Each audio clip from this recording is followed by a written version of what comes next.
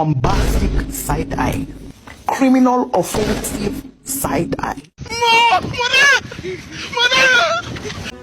Sebelum proklamasi kemerdekaan bangsa Indonesia dikumandangkan, ada serangkaian penting peristiwa yang menyangkut perjalanan bangsa ini dan merubah sejarah bangsa Indonesia.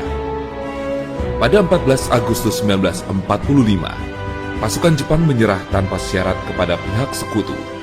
Berita ini diketahui oleh kalangan pemuda bangsa Indonesia di Bandung pada 15 Agustus 1945 melalui berita siaran radio BBC London. The Rengas Dengklok incident was a kidnapping incident carried out by a number of young people, including Sukarni, Wikana, Aidit, and Chairul Saleh from the Menteng 30 Association against Sukarno and Hatta. This event occurred on the evening of August 16, 1945.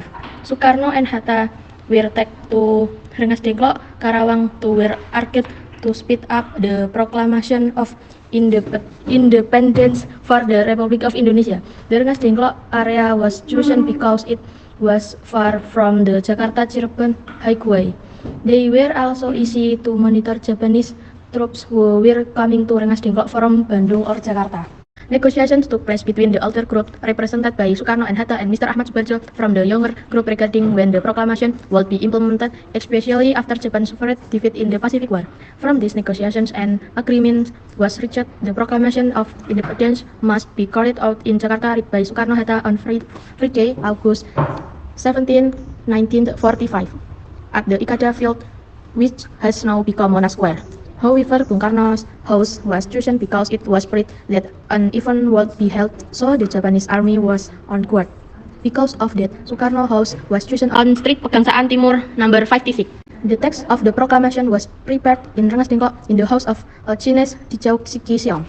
Because they did not receive any news from Jakarta, Kunto and Ahmad Subarjo then went to Rengas Dengklok to pick up Sukarno, Hatta, Fatmawati, and Guntur on the 16th at midnight. The group arrived in Jakarta the next day on August 17, 1945. The proclamation statement was issued with the text of the Proclamation of Indonesian Independence, which was typed by Sayuti Melik.